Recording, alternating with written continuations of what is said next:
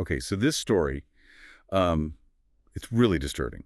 We're talking about Justin Avery, a 29-year-old man Well, accused of assaulting multiple women on the Arizona State University campus. But here's where it gets really unsettling. He's now accused of attempting another assault while already in custody inside a jail facility. Yeah. It's really striking about this case. It shines a light on the potential vulnerabilities within the correctional system itself. We're not just dealing with an individual's alleged criminal behavior, but also with security breakdowns that may have allowed this incident to occur. Yeah, it's like something out of a nightmare. You're in a place that's supposed to be secure, and then something like this happens. Hmm. Our mission today is to understand how this was even possible. What were the circumstances? What security lapses occurred? And what does this tell us about the larger issue of inmate safety and the effectiveness of rehabilitation efforts? To get started, can you give us some background on Avery and the crimes he was initially arrested for? So Avery was facing charges for a string of alleged assaults against women near the ASU campus.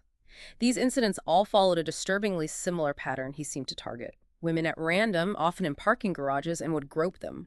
In one case, he even attempted to strangle a victim. That's terrifying. And what makes it even more chilling is that this wasn't his first encounter with the law. Right, correct. He had prior convictions for shoplifting and disorderly conduct, which suggests a history of problematic behavior.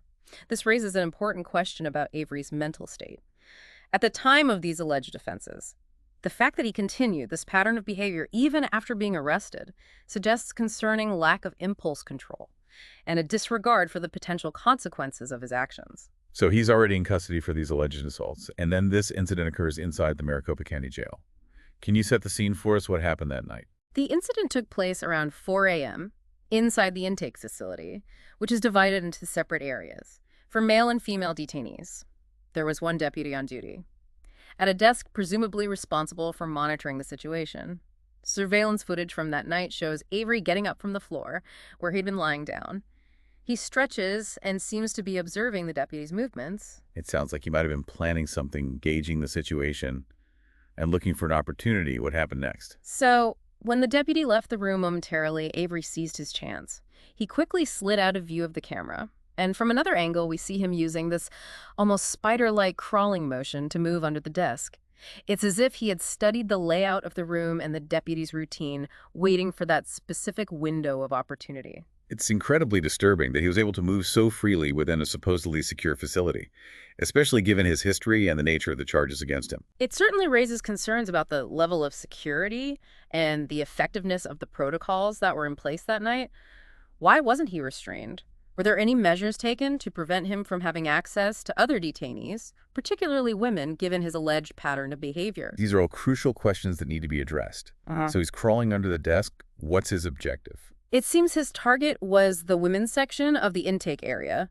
The footage shows him pushing himself backward, moving slowly and deliberately, toward a woman who appears to be sleeping on the floor. There are other women nearby, and one seems to be awake and notices what's happening. According to court documents, she shouted at him to get off her. And how did Avery respond? Chillingly. He simply put a finger to his lips in a be quiet gesture. It was at that moment that the deputy finally noticed what was happening. Avery seems to realize he's been caught, stands up, pulls up his pants, and walks away as if nothing had happened. This is incredibly disturbing, and I imagine the woman who was targeted must have been terrified. What happened after the deputy intervened? According to court documents, Avery later admitted that he had planned to sexually assault the woman. This admission, combined with his actions captured on the surveillance footage, paint a clear picture of his intent that night.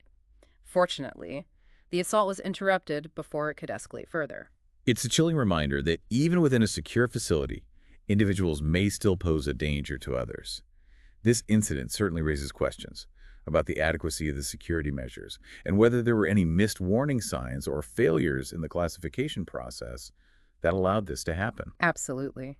This case highlights the importance of understanding not only the individual's criminal history, but also their psychological state and potential risk factors.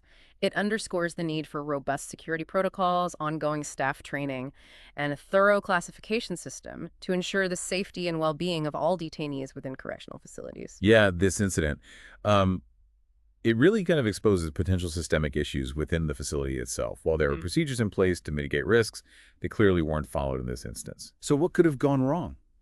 Could it have been understaffing, inadequate training of the personnel?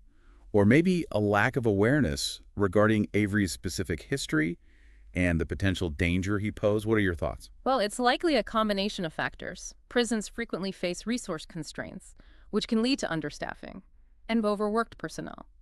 This can in turn result in deputies being stretched too thin and potentially overlooking crucial details or warning signs. Right. And we can't forget that these facilities house a diverse population, with individuals often grappling with complex mental health needs that may not be adequately addressed. Absolutely. Without proper training and resources, even well-intentioned staff can make mistakes. Mm. In Avery's case, his alleged history of predatory behavior should have been a red flag, prompting more stringent security measures. So you're saying that maybe they should have kept him separated from the female detainees or had him restrained during certain hours or something like that? Precisely.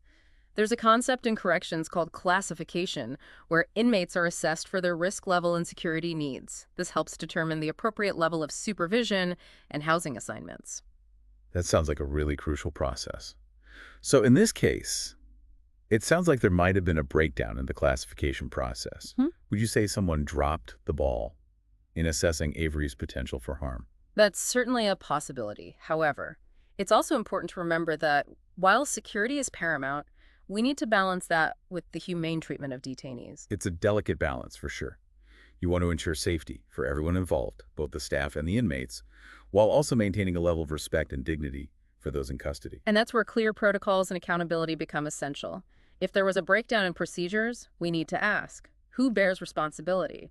Was there adequate supervision of the deputy on duty? Were any warning signs overlooked? Those are really important questions. And it sounds like the investigation should be able to help us understand what happened. But for now, let's shift our focus to the aftermath of this incident. What legal ramifications does Avery now face as a result of this? So he now faces 2 additional charges: attempted sexual assault and aggravated assault on a corrections employee, because he resisted arrest after the incident. Wow, that's serious. So on top of the charges, he was already facing for the alleged assaults near the university. This latest incident only makes his legal situation even more complex. What sort of sentence is he potentially looking at? Well, given his history and the gravity of these alleged offenses, Avery is likely facing a very lengthy sentence, potentially decades behind bars. However, it's unlikely to be a life sentence in this case. That brings up another important point. What happens after the sentencing? Are there any rehabilitative efforts or programs available to inmates like Avery? This is where the conversation needs to shift. Beyond just punishment, we need to consider the role of mental health services, educational programs, and reentry support to help prevent future offenses. I see what you're saying. Ultimately, we want to break this cycle of criminal behavior, not just lock people up and forget about them. So what are some examples of those programs? Well, there are a variety of programs offered within correctional facilities, and they aim to address a range of needs. Some focus on mental health, providing counseling and therapy to help inmates cope with issues like trauma, substance abuse, or anger management. Others focus on education and vocational training, providing inmates with opportunities to gain skills and knowledge that can help them find employment and reintegrate into society upon release. Those programs sound like a step in the right direction, but how effective are they in actually reducing recidivism? Well, the effectiveness of these programs can vary depending on a multitude of factors, including the specific program design, the level of inmate engagement, and the availability of resources. Studies have shown that well-designed and adequately funded programs can have a significant impact on reducing recidivism rates. That's encouraging to hear. So in a case like Avery's, where there seems to be a clear pattern of predatory behavior, addressing the root causes of his actions is critical to preventing future harm, right? Absolutely. We need to understand what drives these impulses and provide interventions that address those underlying issues, whether that's mental health counseling, anger management, or other forms of therapy tailored to his specific needs. It sounds like a complex challenge, but it seems like the focus needs to be on protecting potential victims in the future, not just punishing past actions. Would you agree? I completely agree. And that's where the conversation about criminal justice reform becomes so crucial. How do we create a system that balances accountability with rehabilitation? How do we ensure public safety while also offering real opportunities for individuals to change their lives and make amends? It's a multifaceted issue, but one that definitely deserves our attention. Cases like Justin Avery's remind us that we can't simply focus on the crime itself.